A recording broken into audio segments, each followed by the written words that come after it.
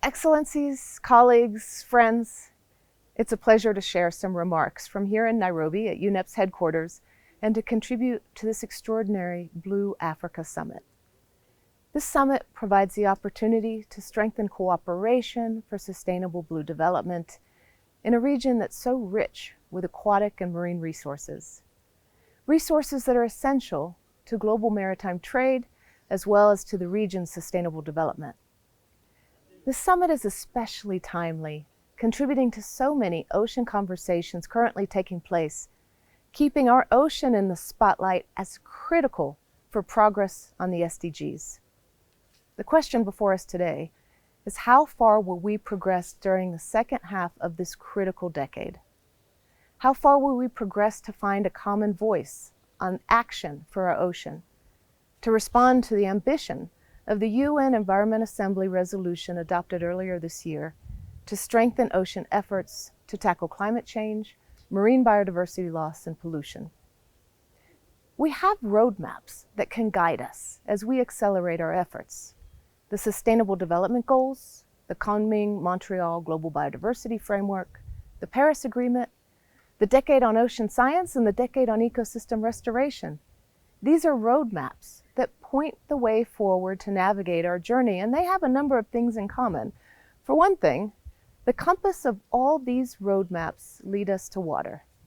They recognize that to reach our destination requires progress protecting and managing our ocean.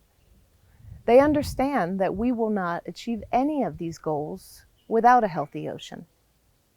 Another thing they all have in common, they each recognize that progress in this decade is critical.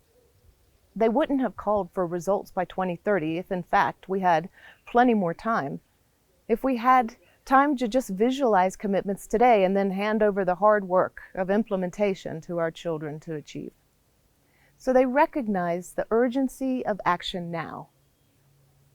Friends, despite the challenges we face, there is cause for optimism. We are witnessing unprecedented global attention for sustainable ocean governance. And we've seen great examples in the region of what leadership on sustainable blue development can look like.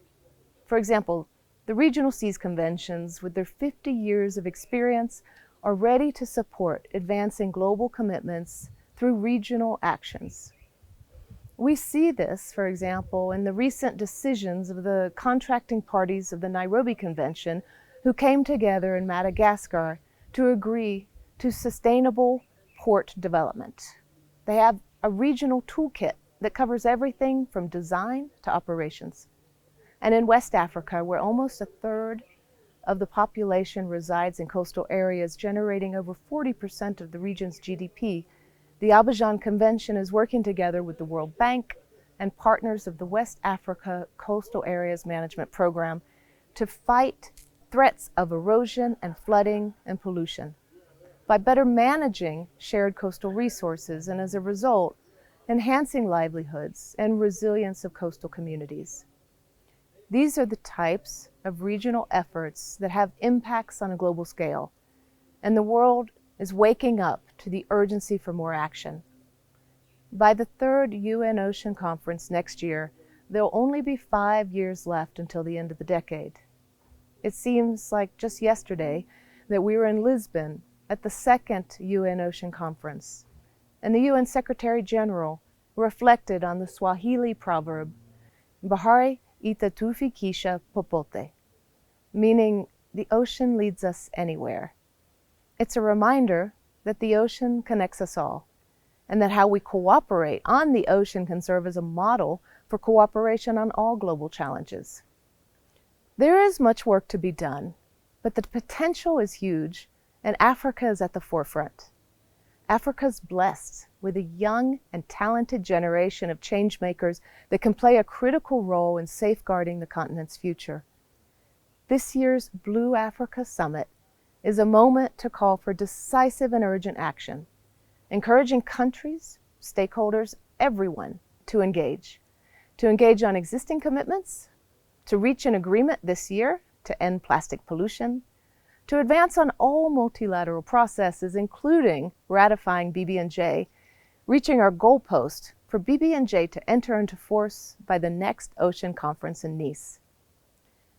Here today, through this summit, you have the opportunity to drive forward an enduring vision defined by a shared commitment to sustainable blue economy for a healthy, prosperous, and peaceful future.